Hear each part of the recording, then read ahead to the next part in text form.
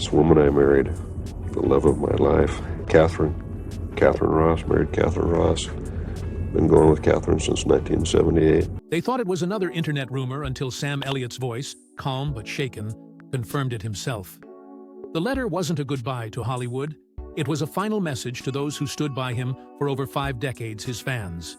It began, like so many online hoaxes do, quiet whispers on obscure channels, thumbnails plastered with dramatic headlines, and a flood of tributes pouring in before anyone could verify the truth.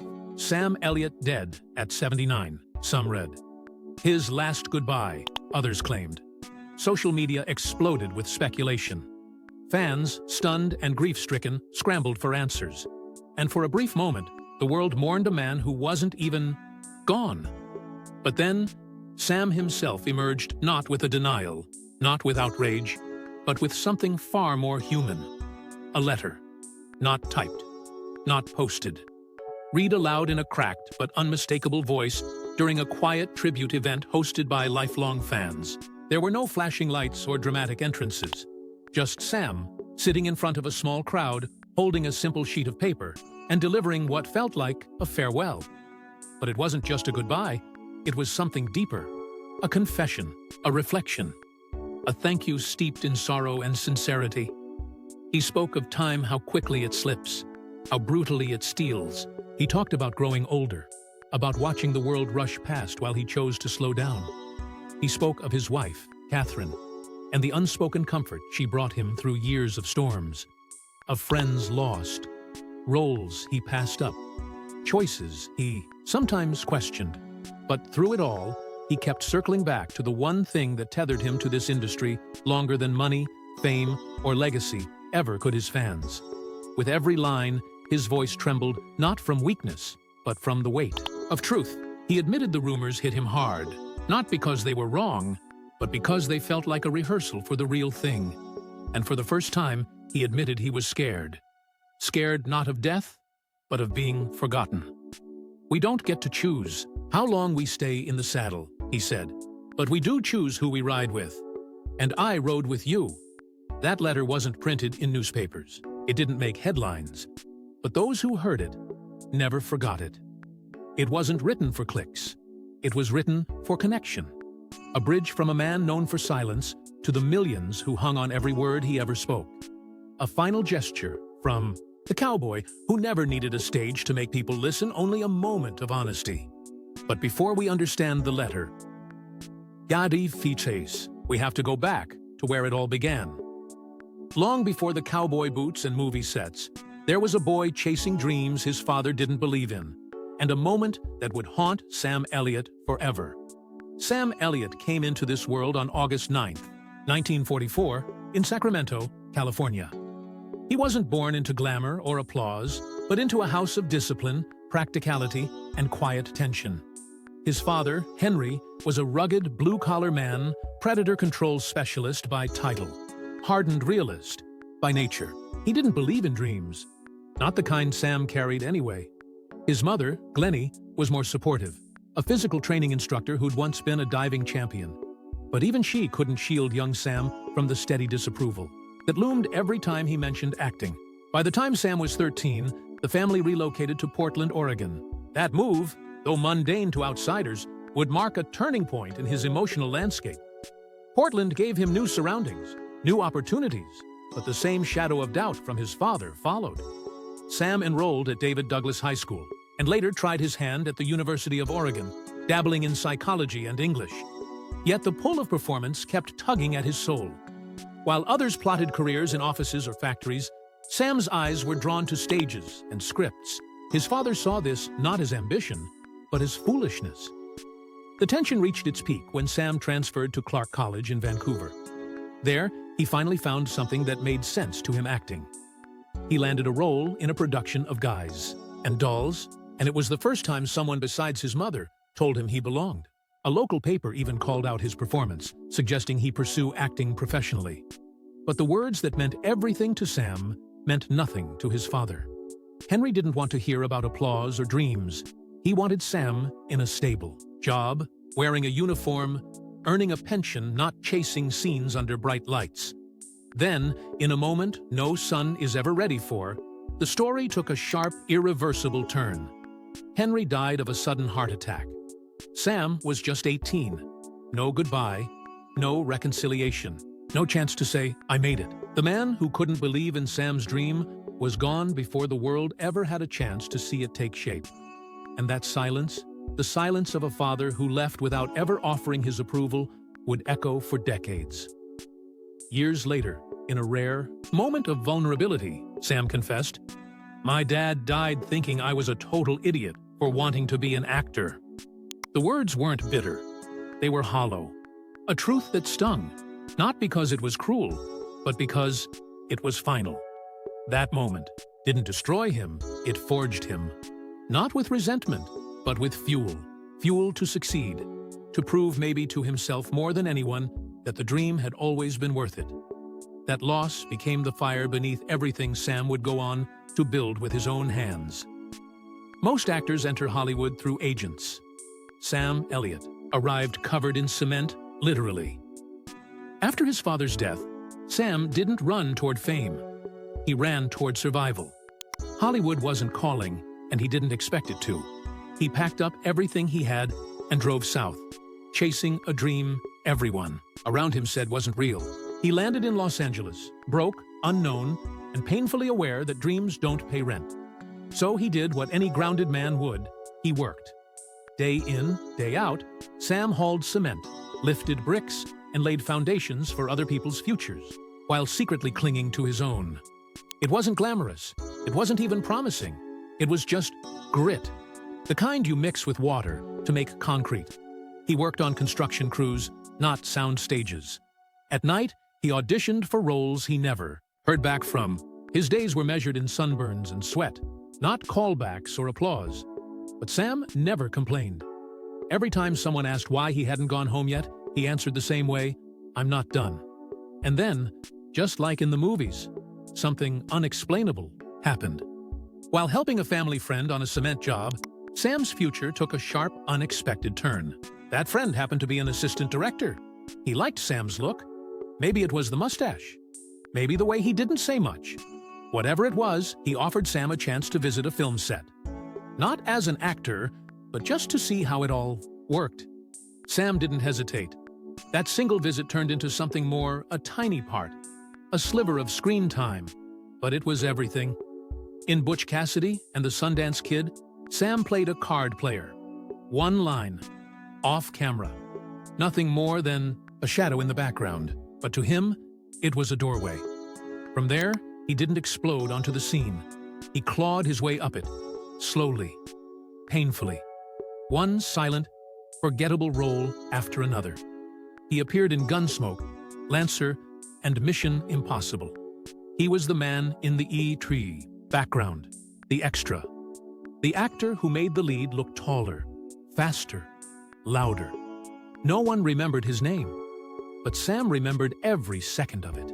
Because with every appearance, no matter how small, he was proving something to himself, to the industry, and maybe still to his father. And though he wore a cowboy hat in many of those roles, it wasn't just a costume, it was becoming part of who he was. He wasn't acting tough, he was surviving. The audience didn't know his name yet, but they noticed the presence, that calm intensity, the voice, the stare. He wasn't loud. He didn't need to be. He was waiting for a role that wasn't just another filler character, but a chance to show what was boiling beneath the surface.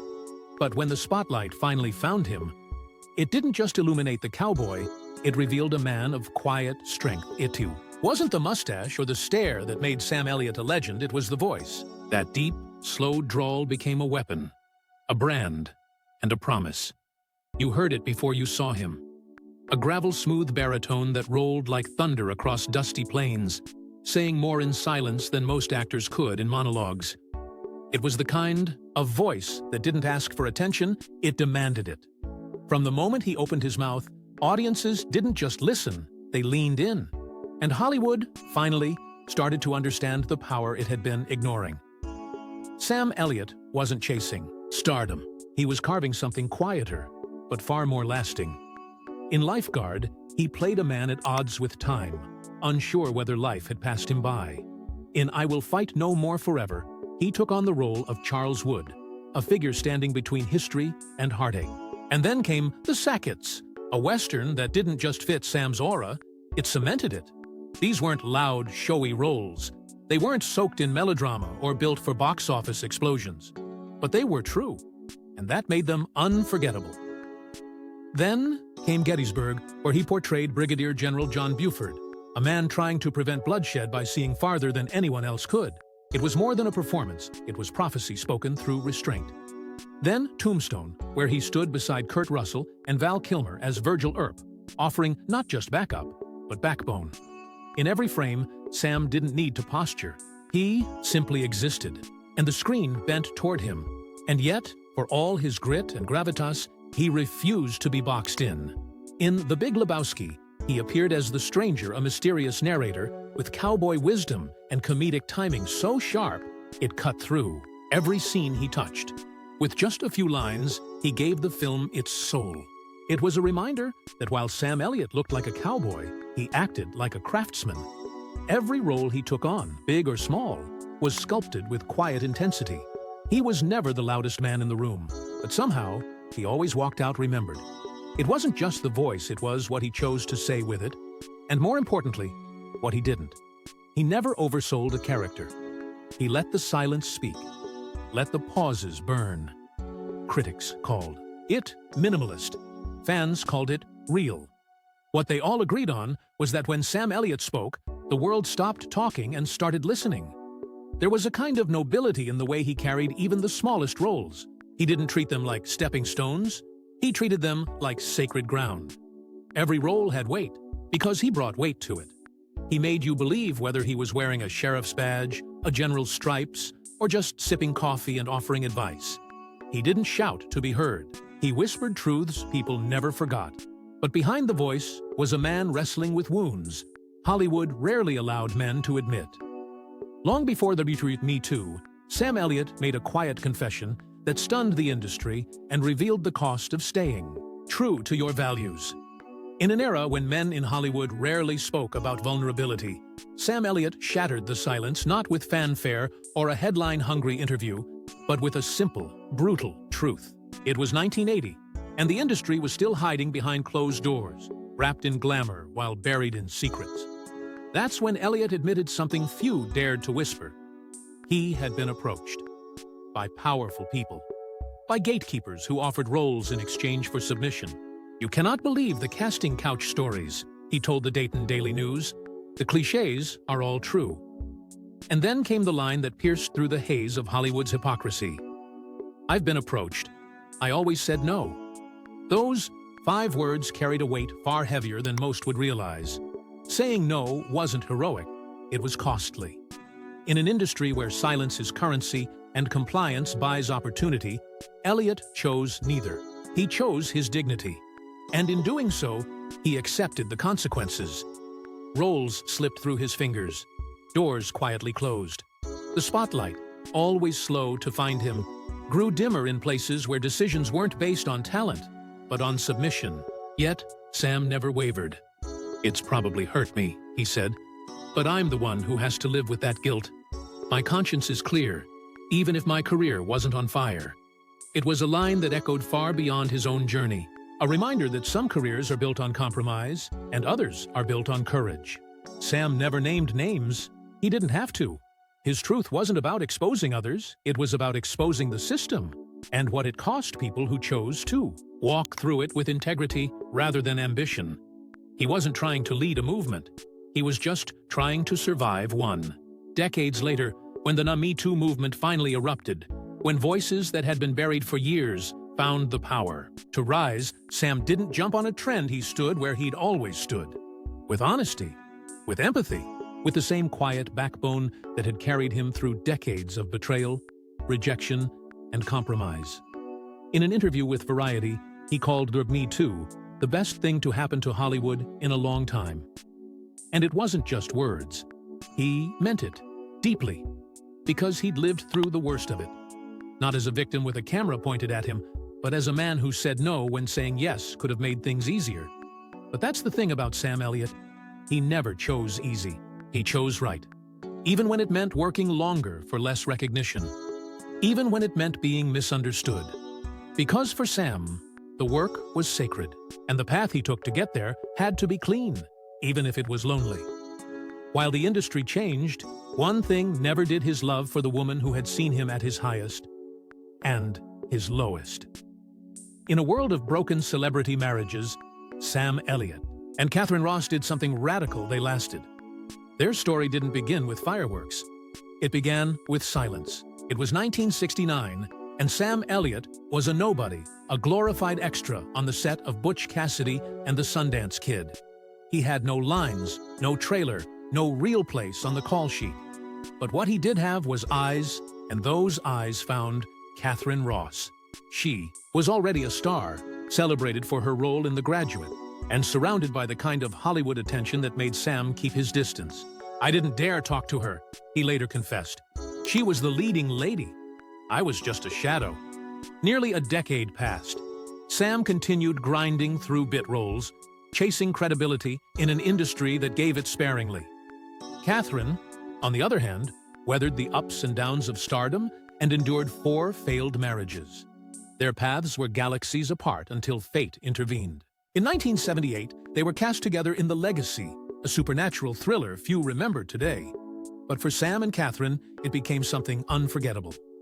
This time, Sam didn't hold back.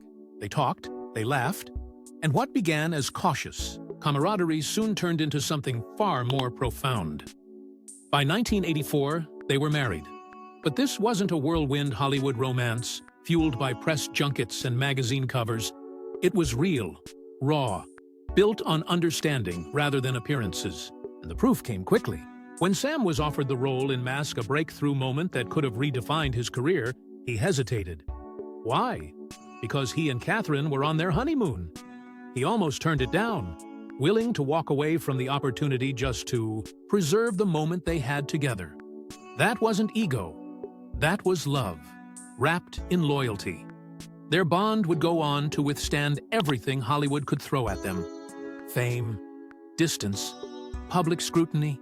But it wasn't just about staying together. It was about choosing each other every day.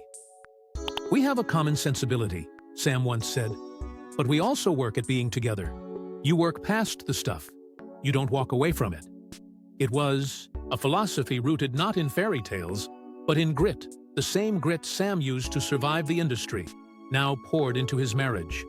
Over the years, they worked together sparingly. But that wasn't the point. Their relationship wasn't built on shared screen time or red carpet appearances. It was built in kitchens, quiet evenings, and mutual respect. Hollywood, a place known for its revolving doors of love, didn't quite know what to make of it. A couple who never chased headlines, who didn't turn their marriage into a brand, just a life. One that endured, and in that endurance, became legendary in its own right. But even love couldn't shield him from controversy when his own words nearly cost him everything. When Sam Elliott broke his silence on a controversial film, the backlash was swift and unrelenting. What came next shocked even his most loyal fans. In 2022, the man known for his quiet strength and timeless roles stepped into a firestorm of his own making. During a candid appearance on the WTF podcast with Mark Maron, Elliott took aim at The Power of the Dog, an Oscar-winning Western hailed for its bold narrative and emotional depth. But instead of praise, Sam offered scorn. He criticized the film's portrayal of cowboys, calling it a piece of, and questioned its director Jane Campion's ability to understand the American West, pointing out that she was from New Zealand. His words didn't land as opinion. They hit like an attack. And the world responded. Almost instantly, the internet turned on him. Accusations poured in misogyny, homophobia, xenophobia. His comments were dissected, quoted, reposted. Jane Campion fired back with sharp precision, labeling his critique as outdated and offensive. Benedict Cumberbatch, the film's star, didn't name him directly, but took to the stage to address the ignorance of those who believed masculinity should fit into a single, narrow mold. Suddenly, Sam Elliott, the cowboy voice of generations, was at the center of a cultural storm that no saddle could outrun. It would have been easy to go silent. Many in Hollywood have ridden out worse with rehearsed statements or strategic disappearances. But Sam didn't hide. He didn't deflect. He stood up and owned it. During a panel for Deadline, he delivered a public apology. But this wasn't the kind of apology written by PR teams. It came from somewhere deeper. "I wasn't articulate about it," he admitted. "I said some things that hurt people, and I feel terrible about that." He addressed the LGBTQ+ community with particular care, saying, "The gay community has been incredible to me throughout my career on every level, in every job. I'm sorry I hurt any of those friends. I'm sorry I hurt anyone."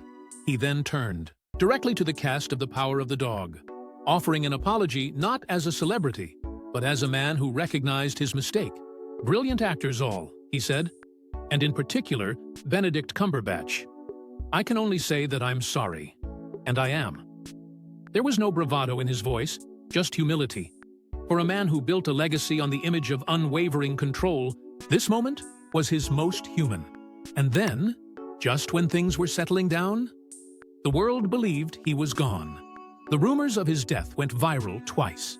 But when Sam Elliott finally addressed them, he didn't deny. He reflected. In 2019, the headlines spread like wildfire. Sam Elliott found dead in his home. Fans panicked. Tribute videos flooded YouTube. Posts about his best performances, his legendary voice, his unwavering dignity.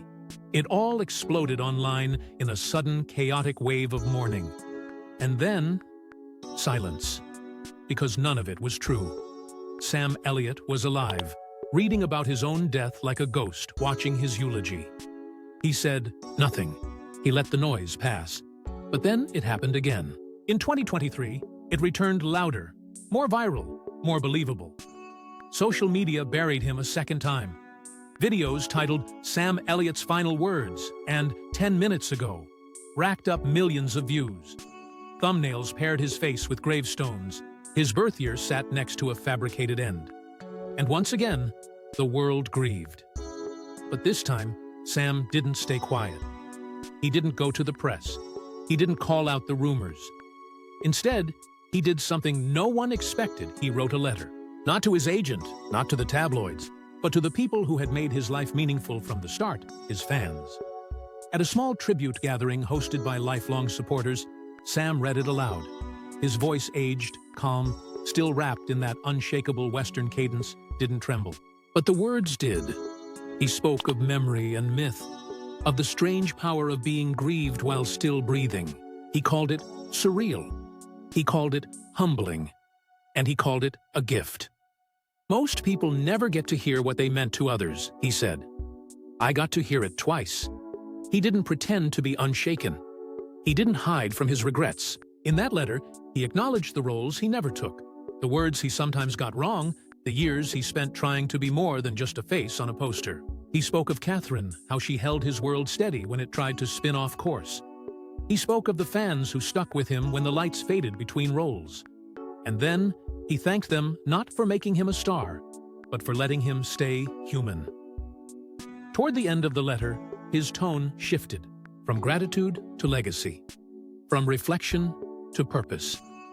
"If I'm remembered," he said, "I hope it's not just for the voice or the mustache. I hope it's for how I made people feel. Because in this life, it's not about the movies you make, it's about the people who watched them with you." And then came the line that brought the room to tears. "I may ride off someday, but not quietly, and never without thanking the ones who rode with me." It wasn't a goodbye. It was a promise. A vow that his story wouldn't end with a headline or a hoax, but with meaning, with connection, with truth. Because legends don't just leave, they echo. Thanks for watching. Don't forget to like and subscribe. And we will see you in the next one.